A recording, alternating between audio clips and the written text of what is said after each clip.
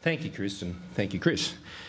Australians know that our future depends on how well we continue to grow and shape our economy as we transition from the unprecedented mining investment boom to a stronger, more diverse new economy.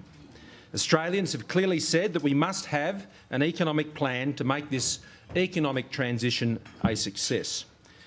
The Turnbull government has a clear economic plan to make this happen, to drive jobs and growth in a stronger new economy. Despite the challenges of a highly competitive, volatile and uncertain global economy, we are already making this happen. Our economy last year grew by almost $40 billion and added almost 300,000 jobs. Youth unemployment is lower than it was at the last election, including more than 50,000 new jobs created for young people in the last 18 months alone. Our economy is growing faster than the United Kingdom, United States and Germany. We are growing more than twice as fast as Canada, faster than New Zealand and Singapore, and matching it with economies like South Korea. But to continue to drive jobs and growth, especially in those parts of Australia that we know are feeling this transition more acutely than others, the Turnbull government is asking the Australian people to keep to our national economic plan, rather than risk further change, disruption and delay. Well, ladies and gentlemen, Australians can and should be optimistic about the future of our economy. We live on the edge of the fastest growing and most dynamic economy in the world. The Asian economy is changing, but with the right plan, we can make the most of those changes for our country, but only with the right plan. A real plan, not a sound grab, one that's a result of serious thought and tough decisions. The Treasurer will tell you lots of times today that he has a plan for jobs and growth, he will say. He doesn't.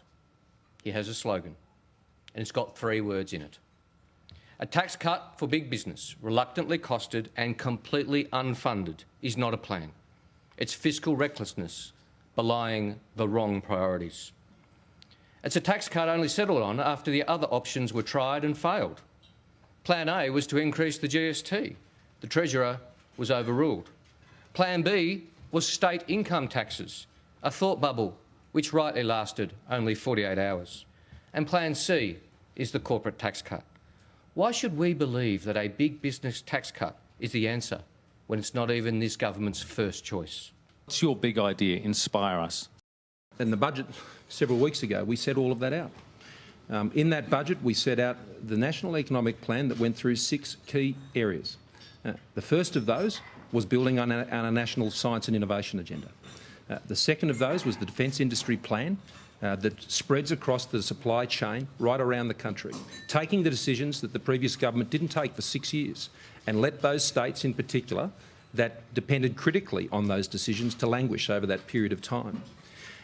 In the export trade area, we will continue the incredible record we've set on trade deals. As I said in my opening remarks were all about our plan. I talked about what our plan was, rather than making a commentary on the opposition. And our export trade deals will continue. The next phase of those is into the Eurozone and, of course, into India, building on the work that Andrew Robb has set up. In the tax area, both in this budget, in particular on superannuation, but if I go back to last year's budget when I was Social Services Minister, the retirement incomes reforms that we put forward in relation to the pension, both of those have been significant changes to ensure the sustainability of our retirement incomes into the future.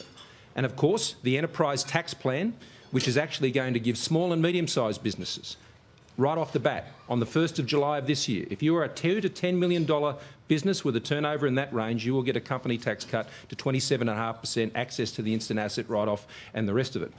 The middle income tax bracket expansion is part of that plan.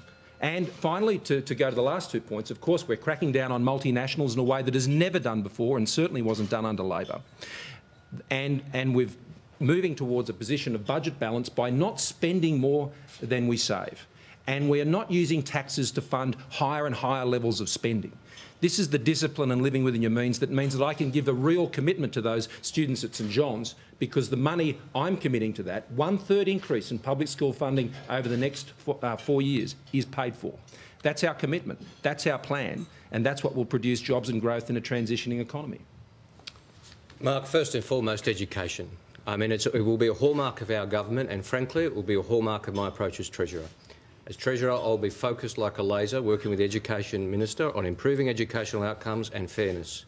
Now, it drives me as a matter of social justice that our education funding model makes inequities worse in Australia. It doesn't improve them, it takes them backwards. That drives me as a matter of social justice that your parents' wealth have a huge determinant on your educational outcomes in Australia. That's just not fair. But I tell you what, even if it didn't drive me, it would drive me as a matter of economic policy. We are missing out on talent in Australia. Young people who have committed no crime other than to go to a school which is under-resourced and have parents who are not wealthy are not getting the educational outcomes that they deserve. But the nation deserves them too. These are payoffs for the nation. And so a Treasurer in this day and age needs to be completely focused on education and education funding. Funding's not the only answer, but it's the start. It's the most important part. Secondly, in economic engagement in our region, I talked about the opportunities, China's transitioning economy. There are opportunities there as well as challenges. Of course, the old model of primarily relying on minerals exports is coming under huge pressure, but there are massive opportunities for retail, for services. And it's not just about China. India is the fastest growing developed economy in the world, or major economy, I should say, in the world at the moment. Indonesia, this massive population just to our north, we're completely under focus on it. It will be the fourth or fifth biggest economy in the world in a couple of decades. We have massive opportunities there, which we are not focusing on as a nation.